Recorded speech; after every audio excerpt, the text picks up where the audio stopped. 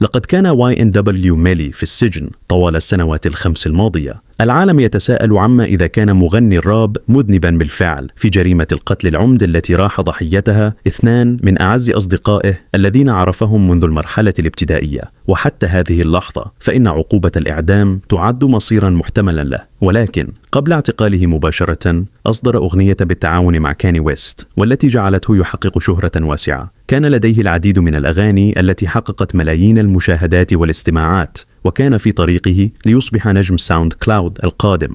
عندما انتشرت الأخبار عن أنه قيد التحقيق، بدأ الناس في التدقيق فيه. كانت كلمات أغانيه صادمة في وصفها، وقد تحتوي مقابلاته على دلائل قد تربطه بالجريمة. حياته في السجن خلال السنوات الأربع الماضية كانت قاسية، حيث تعرض لسوء معاملة غير إنسانية وتعذيب شبه ممنهج من قبل حراس السجن. حتى اليوم YNW ميلي لم يدان رسميا، ولكن نظرا لأننا لم نسمع دفاعه بعد، فمن الصعب تخيل براءته.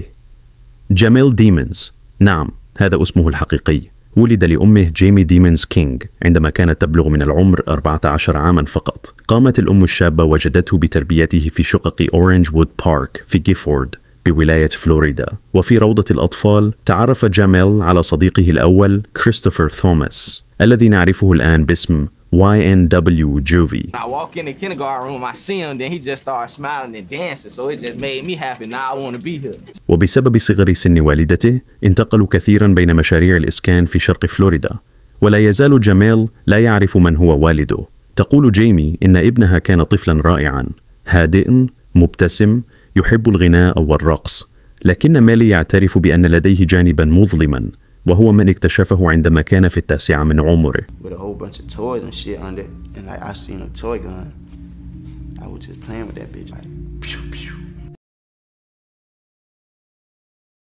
I hit my head under the couch.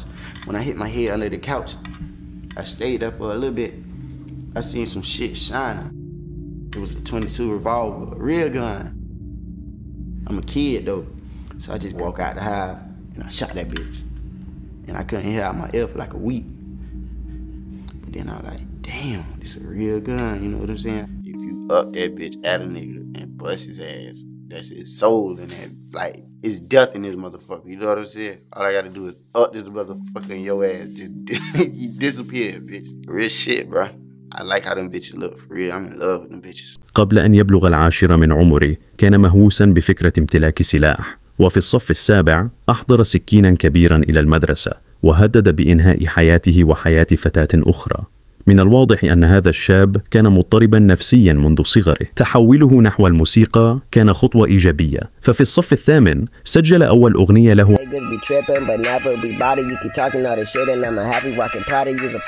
عام 2015. تم تشكيل مجموعة YNW. جميل أصبح ميلي، وكريستوفر أصبح جوفي، وأنتوني ويليامز أصبح ساكت شيزر. بدأ فريق الراب هذا بإصدار الأغاني بانتظام على ساوند كلاود في منتصف عام 2015، وبدأوا يحظون بدعم زملائهم في المدرسة. ولكن مع بداية الصف العاشر تورط ميلي في أول قضية له بعد أن أطلق النار على 3 طلاب أكبر سنا في منطقة مدرسية. تم اتهامه ب3 تهم: بالاعتداء المشدد بسلاح قاتل، وتهمة إطلاق النار في مكان عام.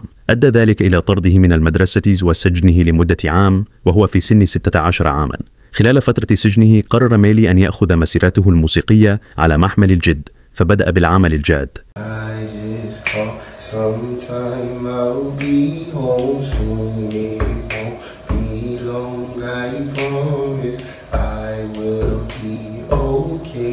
كان من الواضح أن لديه موهبة. صوته الأجش والعميق كان فريدا، وكان يعرف بطبيعته كيف يتحكم في طبقاته الصوتية. قضى أيامه خلف القضبان في كتابة أغاني حب وباليدز عن القتل.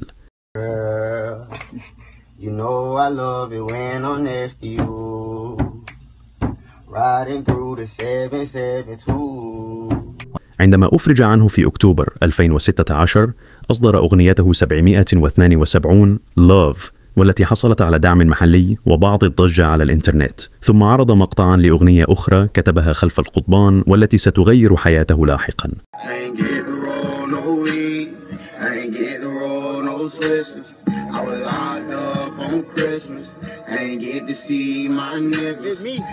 كان ميلي يعلم أن هذه الأغنية Murder on My Mind ستكون ضربة قوية. سجلها على إيقاع جديد وبوتيرة أسرع وأصدرها في مارس 2017.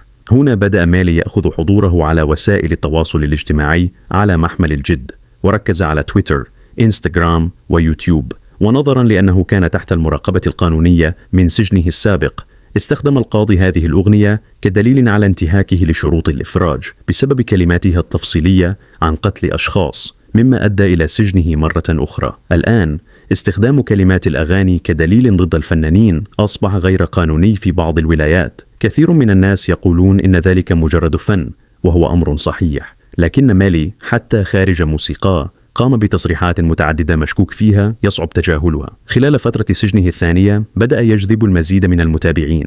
لا يعرف بالضبط كم من الوقت قضى في السجن، لكنه كان يبلغ 17 عاما. في أكتوبر عام 2017 تقريبا بدأ فريقه بحملة #JobastijsFree YNW Melly. عائلته وأصدقائه قاموا بإنتاج وتصوير فيديو كليب لأغنيته 772 Love، والتي تحظى الآن بأكثر من 40 مليون مشاهدة على يوتيوب. عند الإفراج عنه في مارس 2018 بدأ نجمه يسطع. أصدر فورا فيديو لأغنية Millie the Menace، وقام بعدد من العروض المباشرة في فلوريدا.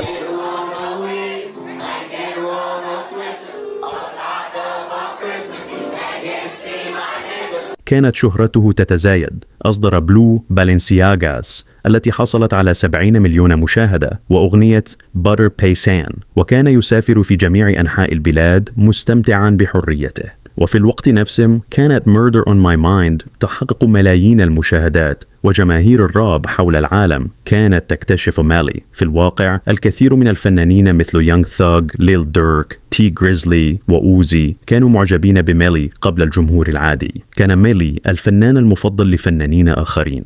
وبعد عيد ميلاده 18 تم اعتقاله مجددا لحيازته الماريجوانا وسلاح أو ذخيرة كونه مجرم ميدان وأدوات تعاطي. تم اعتقال كورتلين هنري المعروف باسم YNW بورتلين صديق ميلي المقرب لنفس التهم، ثم دفعا الكفالة وتم الإفراج عنهما في اليوم التالي. ومع تصاعد شعبية Murder on My Mind قرر تصوير فيديو كليب للأغنية. المقطع كان صادما للغاية، يصور مشهد جريمة حيث يطلق النار على صديقي ويموت بين ذراعيه. تم تحليل كلمات الأغنية نفسيا، وعلى الرغم من أنه كتبها منذ سنوات إلا أنها قد تكون تنبأت بأحداث حقيقية. في أول مقابلة له مع No Jumper كان تصرفه غريبا، لكنه كشف شيئا مثيرا للاهتمام. So what you got tattooed on your face? Tell me about it a little bit.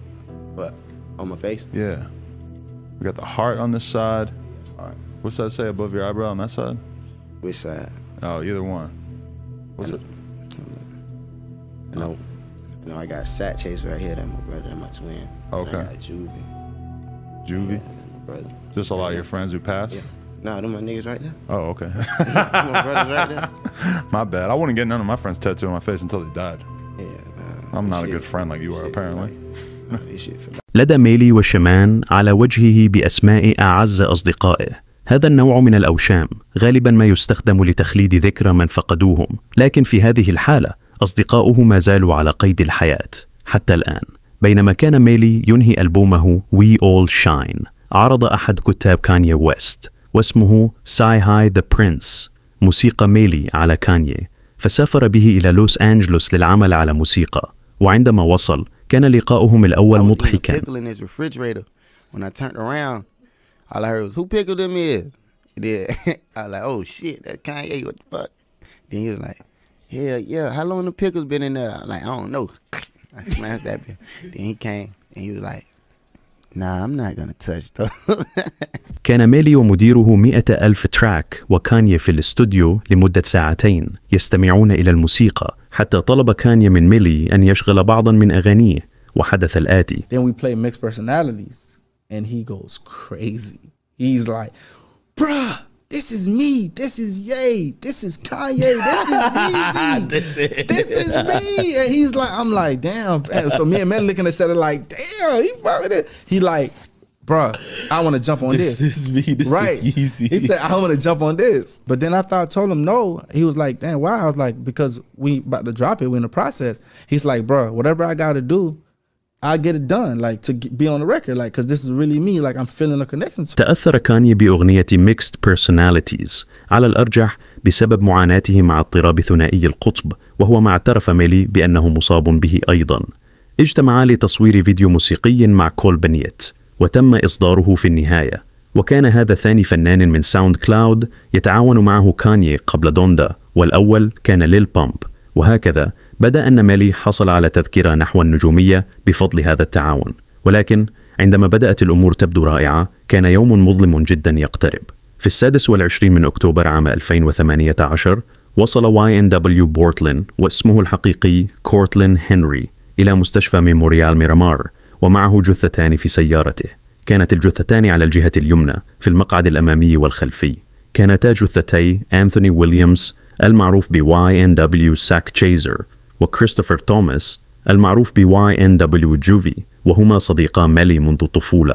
وجدت 8 طلقات نارية على الجانب الأيمن من السيارة، وواحدة عبر الزجاج الخلفي. وعندما سألته الشرطة عما حدث، قال بورتلين إنهم كانوا ضحايا لإطلاق نار من سيارة عابرة. قال إنه غادر استوديو نيو إيرا في فورت لودرديل، ثم قاد غربا على طريق 595، ثم جنوبا على 7 و75، وخرج على طريق ميرامار متجها غربا. وقال إنه عند شارع ساوث ويست 160 مرت سيارة بجانبهم من الجهة اليمنى وبدأت بإطلاق النار. انحنى لتفادي الطلقات، وعندما رفع رأسه رأى أصدقائه ينزفون، فقاد السيارة إلى المستشفى الذي كان convenient قريبا جدا.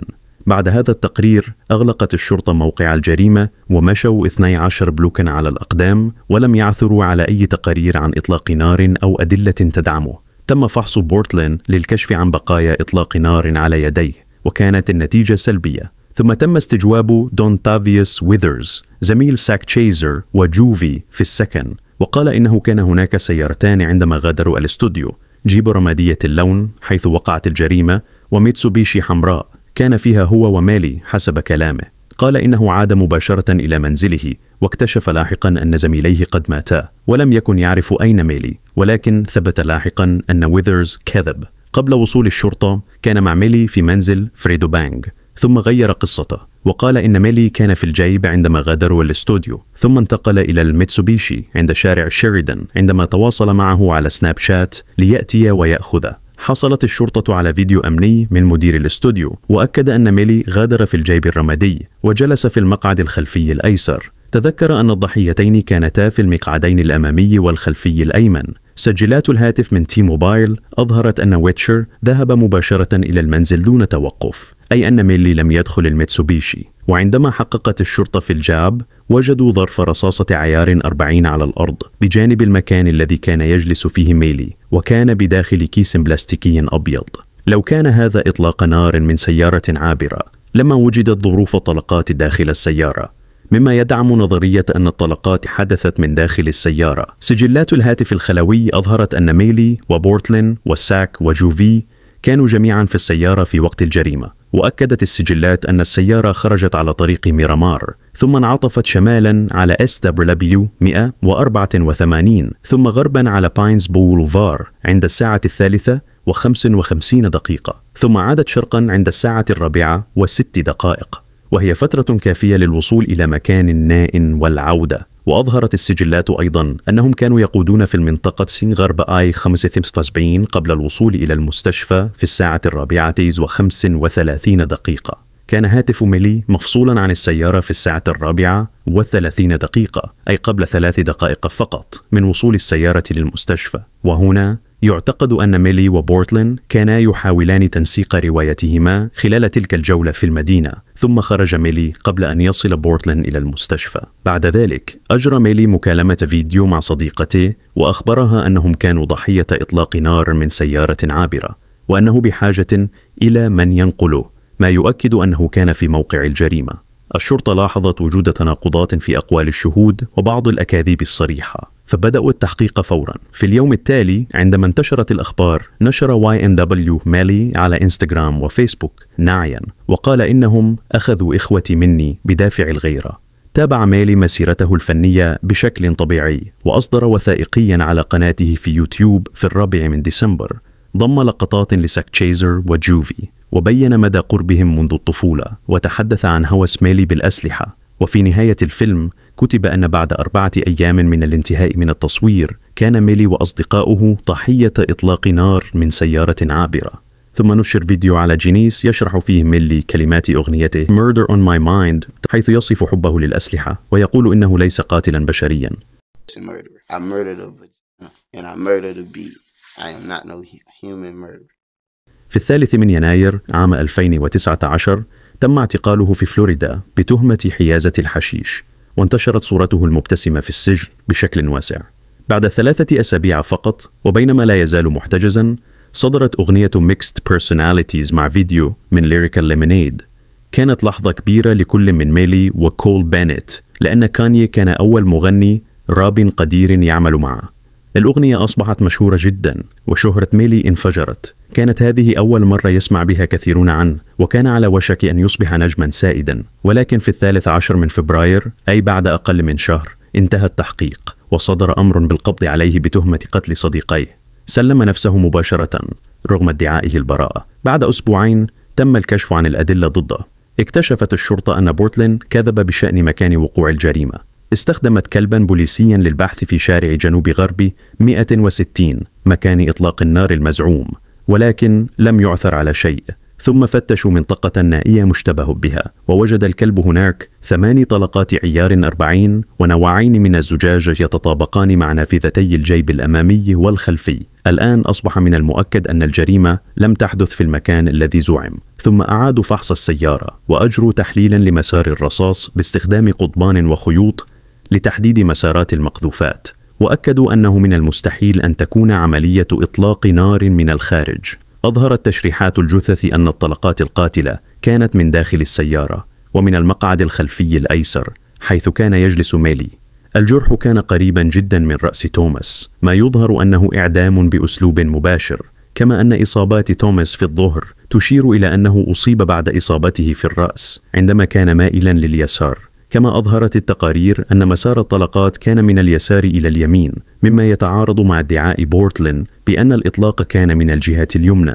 ببساطة، تعتقد الشرطة أن ميلي أطلق النار على أصدقائه من مسافة قريبة، ثم داروا في المدينة ليصنعوا قصة، ثم تظاهروا أن إطلاق النار حدث من الخارج. وبسبب أغاني ميلي عن القتل والأسلحة وشخصيته الثانية ميلفين التي وصفها بأنها متهورة وعنيفة ومستعدة للقتل، فإن الأمر لا يصب في صالحه. لكن المعجبين يقولون إن هذا مجرد فن، وأن الأغاني العنيفة أمر شائع في الراب وهي للترفيه فقط، ويرون أن ميلي في الحقيقة شخص جيد. ومن الصعب اتهام شخص بجريمة فقط بسبب موسيقاه، لكن تعليقاته ومقاطع الفيديو التي يتحدث فيها عن ميلفين تجعله يبدو مريبا. فهل يمكن أن يقتل شخص أصدقائه المقربين؟ لا يوجد دليل على وجود مشاكل مع جوفي الذي يعرفه منذ رياض الأطفال، لكن هناك شكوك حول علاقته بساك تشيزر. ظهر فيديو لوالدة ميلي Don't ever try to come for me because I don't even play them type of games. Like what the fuck you got that I ain't got? Oh, you threaten me with your little gun? Bitch, I got big guns. تقول فيه إن ساك تشيزر هددها بسلاح وإن لديها أسلحة أكبر. وقد ظهرت أيضا في أحد فيديوهات ميلي وهي تحمل تريكو. هذا يدل على أنها قد تكون منخرطة في أسلوب حياة خطير، أو ربما كانت فقط عاطفية، ولكنها قد تكون أعطت القاضي سببا للاعتقاد بوجود عداوة بين ميلي وساك تشيزر. لكن بخلاف ذلك لا يوجد دافع قوي لقتل أصدقائه، وهو أمر مهم جدا لأنهم يتهمونه بالقتل العمد. هناك الكثير من الشائعات دون أدلة، مثل أن ساك تشيزر كان من المفترض أن يحصل على $200,000 عندما وقع ميلي عقدا ورفض دفعها، أو أنهما تشاجرا وساك طرحه أرضا، أو أنهما كانا على علاقة عاطفية. هناك فيديو مزعوم يعترف فيه ميلي بالجريمة، لكنه فقط يغني كلمات لكيفن غيتس. وهناك رسالة أرسلها لحساب عشوائي على إنستغرام قال فيها I did that دون أي سياق. كل هذه شائعات ولا يوجد دليل قوي. يبدو أن المدعين ليس لديهم قضية قوية جدا، لا يوجد سلاح جريمة ولا دافع مؤكد ولا شهود مستعدون للإدلاء بشهاداتهم ضده. إذا فعل ميلي هذا فسيكون من أبشع الجرائم في تاريخ الراب، لكننا لا نعرف ما هي دفاعاته حتى الآن، وبعد 4 سنوات لم نسمع سوى جانب واحد، منذ أن سجن ميلي كانت حياته صعبة. أقر ببراءته في مارس عام 2019، وفي الشهر التالي أعلنوا أنهم سيسعون لعقوبة الإعدام، وفي يونيو قال إنه سيخرج قريبا، وظهر في المحكمة مبتسما. أصدر ألبومه ميلي ضد ميلفين أثناء سجنه، وحقق الذهب، وبقي 31 أسبوعا على قائمة بيلبورد 100. في مارس 2020 ظهر مبتسما في المحكمة مرة أخرى. في أبريل أصيب بكوفيد وقدم طلبا للإفراج المشروط لأسباب صحية، لكنه دخل في شجارات مع سجناء وحراس، مما أدى إلى حرمانه من الامتيازات ووضعه في الحبس الانفرادي 70 يوما. ثم حصل YNW بورتلين على الإقامة الجبرية، وهو أمر نادر في مثل هذه القضايا. أطلق فريق ميلي ألبوما آخر في 2021 بعنوان Just a Matter of Slime مع قائمة تعاونات ضخمة. تدهورت حالته الجسدية بسبب خراج في فكه السفلي ناتج عن زراعة ألماسه. منع من زيارة طبيب أسنان أو استخدام فرشاة وخيط أسنان. يشتبه البعض أن السجن يحاول تعذيبه نفسيا أثناء انتظاره المحاكمة. في مارس 2022 قدم طلبا لمحاكمة سريعة، وتمت الموافقة عليه، ثم تأجلت المحاكمة مرة بعد أخرى حتى تم تأجيلها لأجل غير مسمى في مايو بعدما سحب دفاعه الطلب. ورد تقرير أن أحد السجناء وشى به، وقال إنه كان يمتلك سكاكين وأنابيب متفجرة ويخطط للهروب، ولكن لم يعثر على شيء في زنزانته. لكن تم العثور على أسلحة في زنزانة قريبة، وحاولوا إلصاق التهمة به. في نهاية 2022 نشر ميلي عدة منشورات طويلة على إنستغرام يستغيث فيها، وذكر فيها أسماء ضباط يعاملونه بسوء، يحرمونه من الهاتف، يراقبون كل تحركاته، يهددونه بالضرب، ويقطعون تواصله مع عائلته، ويعذبونه. هذه المنشورات توضح المعاملة اللا إنسانية التي يواجهها YNW ميلي الآن. وتذكير: لم يدان بعد، لذا هذه المعاملة مفرطة جدا. حتى عام 2023 لا يوجد موعد للمحاكمة. مضت 4 سنوات وهو مسجون في انتظار معرفة مصيره. الادعاء لديه 600 صفحة من الأدلة وبصمات وتحاليل وشهادات كاذبة وتصريحات مريبة من ميلي، لكن لا يوجد سلاح جريمة، لا يوجد دافع ولا شهود، وهو ما يجعل قضية القتل من الدرجة الأولى والسعي للإعدام ضعيفة جدا. إذا كان ميلي فعلها فستكون واحدة من أبشع جرائم الراب في التاريخ، لكننا لا نعرف دفاعه بعد، وحتى الآن يبقى بريئا.